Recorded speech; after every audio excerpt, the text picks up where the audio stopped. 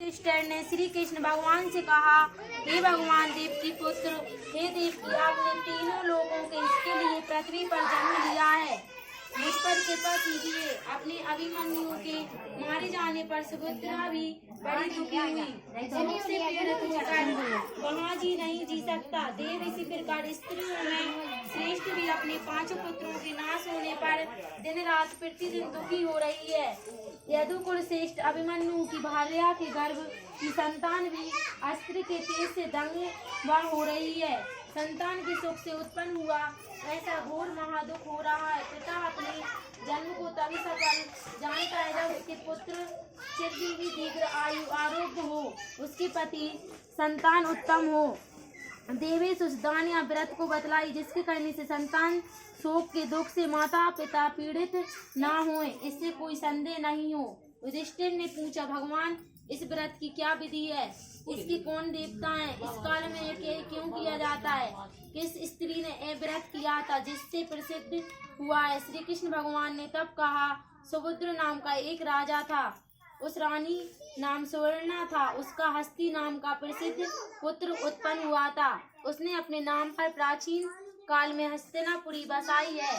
बालक एक दिन ध्राय के साथ गंगा जी के तीर पर गया, जल से खेलता हुआ वहाँ बालक बाल भाव से जल में चला गया।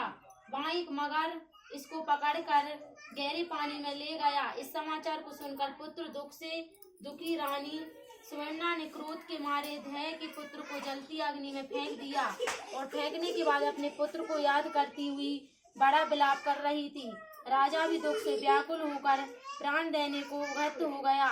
ध्राय पुत्र शोक से दुखी व्याकुल होकर जंगल में चली गई और कुशा और परास से पूर्ण जंगल में मध्याह्न के समय शिव जी की पूजा करने लगी। उसने वहाँ प्राणियों से वर्जित सुनसान मंदिर में महादेव जी का कृति कर भगवान पार्वती तथा गणेश जी की पूजा की। इस दिन ध्यान पूर्वक इन देवताओं का पूजन करती थी, वहाँ धन्य और भोजन करती थी। उसके इस प्रकार करते हुए भादों के महीनों के कृष्ण पक्ष की सृष्टि को नगर में अद्भुत दर्शन हुआ। उस ध्याय से अति सुंदर पुत्र भाड़ में से जीता निकल गया। घटना को देखकर राजा रानी तथा अन्य बड़े आश्चर्य में हुए। पुत्र को जीवित देखकर चिंता से व्याकुल होकर लोगों ने तब ब्रह्म ज्ञानी पंडितों से इसका कारण पूछा। इसी समय शिव जी के अंश रूपी दुर्दशा नाम से महर्षि उनकी आज्ञा से राजा को हित्र उपदेश करने के लिए वहां पर आए। शिव स्वरूप दुर्वासा ऋषि का शरीरधारी कल्याण का मनोरथ जान राजा ने आए हुए ऋषि का अर्ध इत्यादि से पूजन किया और उनको बारंबार नमस्कार करके अपनी अर्थात पुत्र को जलता भाड़ में से जीवित निकालने के लिए विषय में चली गई और वहाँ पार्वती भगवान तथा गणेश जी की पूजा करने लगी। उसी से फल अपने दोनों को भी वहीं पर आज चले जाना चाहिए। वहाँ जाकर महापाल आप इस व्रत के महाफल को ग्रहण कीजिए।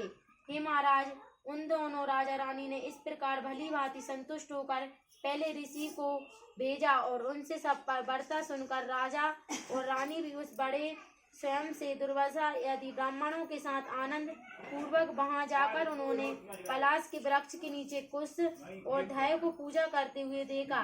परम श्रद्धा पूर्वक चारों देव मूर्ति की पूजा कर रही थी। राजा ने आश्वासन करके उसके पुत्र से मिला दिया। तब ध्याय से आनंद युक्त होकर राजा को व्रत के विषय में सब कुछ निवेदन किया। ध्याय कहने लगा, उसका पुत्र जीवेगा और वह अनेक पुत्र वाली होगी। इस व्रत की विधि से दुर्वासा ऋषि बतलाएंगे। दुर्वासा ऋषि ने कहा, हे राजन, भाद्रपद महीने की कृष्ण पक्ष की सृष्टि आने पर उस दिन नियम पूर्वक प्रातः काल स्नान करके मनुष्य व्रत करे। क्रोध और लोभ से त्याग कर इस व्रत के नियम का पालन करते हुए जब तक व्रत करें तब तक किसी प्राणी की हिंसा न करें तथा व्रत संपूर्ण करने की निर्मित जीवों की पद्धति अर्थात उसकी मार्ग को लांगे। मध्यांतर के समय मित्रों के साथ पुत्र युक्त होने की मन में अभिलाषा करते हुए लाश और कुश के नीचे शिवजी, पार्वती, गणेश जी, कार्तिक इन चारों देवताओं की मूर्ति बनाकर नीचे लिखे मंत्रों देवताओं से इनका पूजन करें और भक्ति भाव चित्त से इनका सब देवताओं का नाना प्रकार की धूप तथा उसके उत्पन्न पुष्पों से पूजन करें। शिव जी की प्रार्थना मंत्र का सौभाग्य रूप धारण करें। 5 मुख वाले त्रिशूल धारण करने वाले तथा मदी मृगी महाकाल इत्यादि गुणों से युक्त शिव जी को नमस्कार करें। पार्वती की प्रार्थना के मंत्र का हर प्रकृति से इष्ट हेतु सुख और सौभाग्य गौरी और को नमस्कार करें। सोमी कार्तिक की प्रार्थना करें। विशाख और स्कंद को नमस्कार करें। गणेश जी की प्रार्थना के मंत्र का आरती मूसे पर सवारी वाले देवताओं को नमस्कार। दीपक चंदन धूप नाना प्रकार के निवेद्य से पूजन करके गाजी बाजी से ब्राह्मणों के साथ घर में आवे तथा उस दिन महुए के फूलों के साथ समा कर चावल भोजन करें और भैंस का दूध दही मठा मृत विशेष का भोजन करें। हे राजन, इस व्रत की ऐसी विधि है जो मनुष्य ऐसा करता है वह पुत्र से युक्त शीघ्र ही सुख प्राप्त करता है। के वचन को सुनकर राजा ने इस व्रत को किया तथा मगर के बिल से शीघ्र ही निकाल कर राजकुमार ने माता पिता से तथा दुर्वासा ऋषि के चरणों पर गिरकर प्रणाम किया और बोलने लगा, इस व्रत के फल से राजा की दीर्घ आयु बड़े पराक्रमी बलवान तथा सद्गुण संपन्न हो। अनेक पुत्र उत्पन्न हुए। इससे उसके राज्य में महामारी और शांति हुई है। राजा ने अनेक वर्ष तक सुख पूर्वक राज्य किया। श्री कृष्ण भगवान ने कहा, इसी व्रत को करें। केशव भगवान के वचन को सुनकर राजा युधिष्ठिर को व्रत करने के बाद रीति से विधि पूर्वक उद्यापन करें। बैल भैंस